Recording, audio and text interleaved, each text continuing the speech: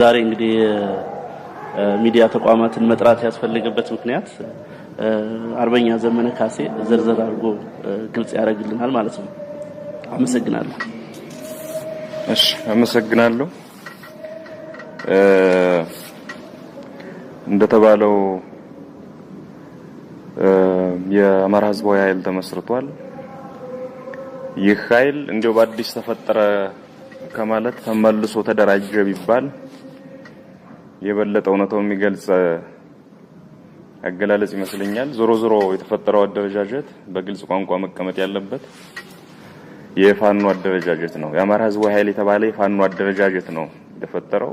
በጥልቀትም በስፋትም በተለይ አሁን ያለው ነባራዊ ሁኔታ በሚመጠን አኳኋን ነው የተፈጠረው። ዓላማው ግልጽ ነው። በጣም ባጭሩ ማስቀመጥ ይቻላል።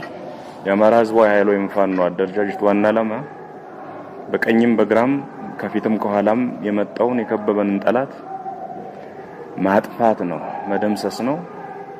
ለህዝባችን ማህበራዊ ረፍት እንዲፈጠር የሚያስችሉ ማናቸውንም አይነት ወታደራዊ እርምጃዎች መውሰድና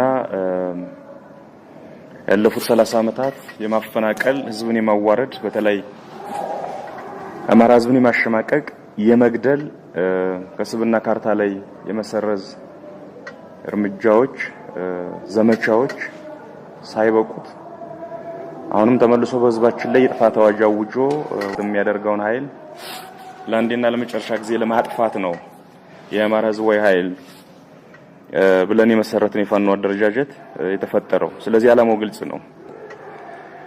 ለወቅታዊ ወታደራዊ ወረራ ወቅታዊ ወታደራዊ ምላሽ መስጠትና ጠላትን መደምሰስ ነው ባጭር ቋንቋ።